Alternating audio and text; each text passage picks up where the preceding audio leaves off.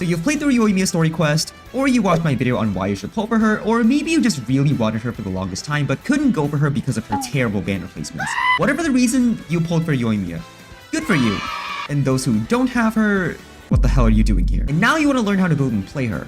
Well, you've come to the wrong video. The guide is that way. I made it when Yoimiya's last banner dropped, and it's still pretty accurate today because, well, she's completely unaffected by the development of Dendro meta, so yeah. Anyway, in this video, I want to talk about some advanced tips for Yoimiya that not many people talk about. Yes, I know Yoimiya is very easy to play, but there are some things you can do to push her damage closer to her full potential, so you can more efficiently burn your enemies to death. Alright, so if you think the first tip is don't use her, grow up. We're way past that level of humor.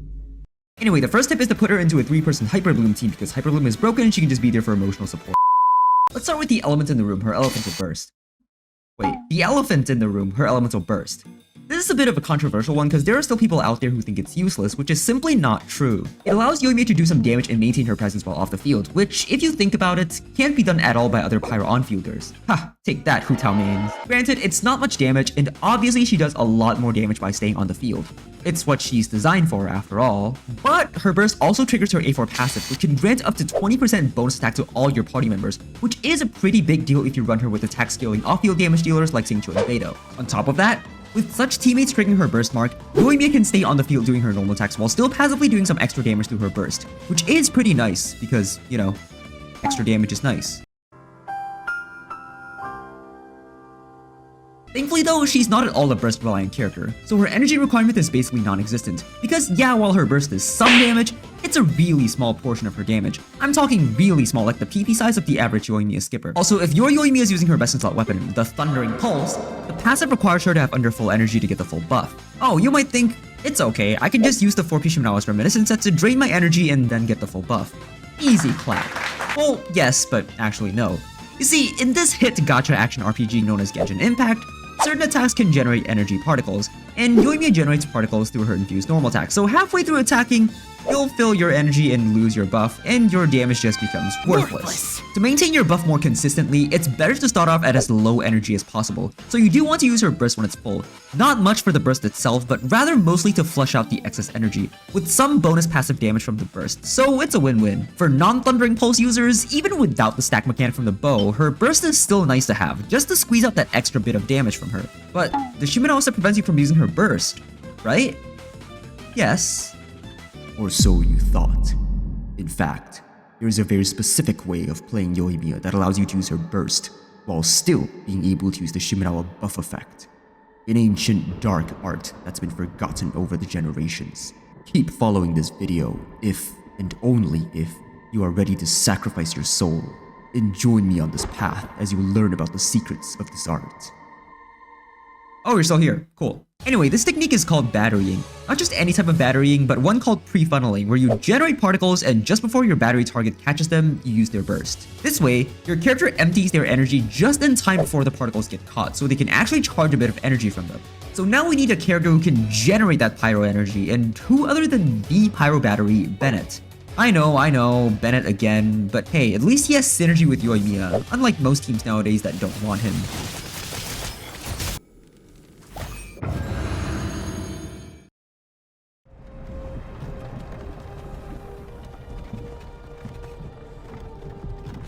It starts off pretty simple. Use Bennett's skill, then quickly switch to Yoimiya and use her burst before she catches the particles, and she'll charge up some energy. Then switch to your other party members, use their skills and generate particles, then go back to Bennett again to use his skill and burst, then switch back to Yoimiya, and this is where she starts her field time. If you do all that properly, she'll have enough energy to trigger Shimenawa's buff even with no extra ER. Just, you know, have some favs on the team. So you'll get the buff normal attacks and her Aura's Blaze Mark being passively triggered by your off-field supports. Obviously, you won't get Yoimiya's burst every rotation, but whenever her burst is available, you can use this trick to empty her energy at the start of your rotation. And since Yoimiya is standing in Bennett's circle, her burst damage will be buffed too since her Aura's Blaze doesn't snapshot. Which brings me to my next point.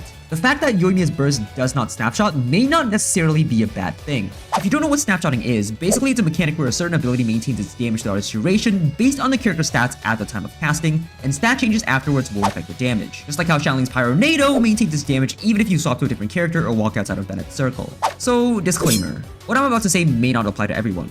I'm just talking from my perspective and my experience from playing Yoimiya for almost 2 years, so I'd say my information is pretty credible. Anyway, the fact that Yoimiya's burst doesn't snapshot allows you to use it in a more flexible way. It doesn't force you to cast it only while she's being buffed. There are two main ways to use her burst. You can use it right at the end of Yoimiya's skill duration. This is when she has full stacks of her A1 passive, which will translate into a bigger attack buff provided to the rest of the team by her A4 passive. So her burst plays more of a supportive role here. The other way, which is what I prefer, is using it at the start of Yoimiya's field time, or in the case of Shimenawa's, at the start of the rotation before her field time. So now her A1 passive has no stacks, so her A4 attack buff will be smaller. You won't really be buffing anyone with that. After going through the support and setting up Bennett's buff, Yoimiya swaps back in, casts her skill, and both her normal attacks and her burst damage get to benefit from the buff she obtains by swapping in. Now that she's on the field attacking, she will gain stacks from her A1 passive, which gives her a pyro damage bonus, which also buffs her aura's blaze damage because, you know, it just so happens to also deal pyro damage. So here, obviously, the burst plays less of a supportive role and is more focused on doing damage. Yes, her burst mark can actually do damage when buffed. Just look at it. The lack of snapshot also plays well into her cons. Not that I would ever recommend pulling for them, but they're still worth talking about, specifically the first two cons. C1 gives Yoimiya an attack buff when an enemy marked by her burst gets defeated, so when the burst mark gets transferred to another enemy, it can benefit from the attack buff and do more damage. C2 is less relevant to the topic since it's basically a permanent pyro damage bonus, but it can still boost the burst damage even if you cast it before gaining the buff. I really spent a good while just talking about Yoimiya's burst. To be fair, a lot of people still have misconceptions about her burst to this day, so I just want to clear that up in the best way I can. But hey, at least it's over, right? Anyway, let's talk about building her gear in general. Okay, so don't force the 4-piece Shimenawa set on her. Alright, what I actually mean is, 4-piece Shimenawa may or may not be her best set, depending on how you play her. There are two main ways to play her: the based way and the cringe way. Basically, the based way of playing her is running her with offensive supports and hyper buffing her damage as much as possible so her normal attacks can dish out a lot of damage, making it the main source of team damage, aka the only right way to play her. In teams like these, her burst supportive function isn't important, so it can be used less, and Shimenawa's will be her best set. And because the 4-piece set gives such a huge boost, it can sometimes be worth running even with worse substats. This applies to any team where her normal attacks make up the majority of team damage, such as if you're using Yunjin, or, you know, if you're a filthy C6er like me. This is not okay. This needs to stop now. This is cancer. On the other hand, there's the cringe way.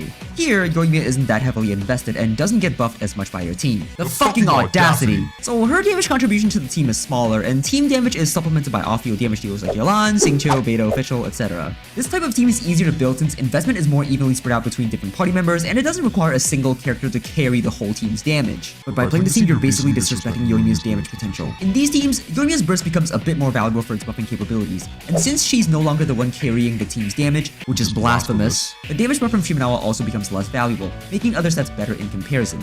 So you shouldn't force a Shimenawa set on her if this is how you play her, aka if you're cringe. There's no real right or wrong between these two playstyles. How dare you not make Yoimiya the star of the team? They can both do pretty good damage, with the main difference being where the damage comes from.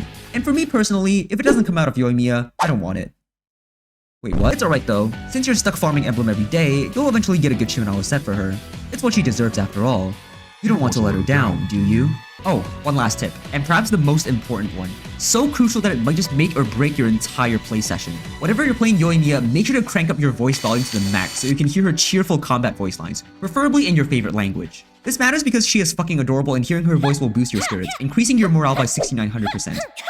I'm not joking, by the way, this is 100% serious and I mean it. And that's about it. Let me know your own tips down in the comments below. Maybe I missed a few, or maybe there are just some tips that I don't really consider advanced, so I didn't include them. After all, I didn't want to fill this video with things that most people already know.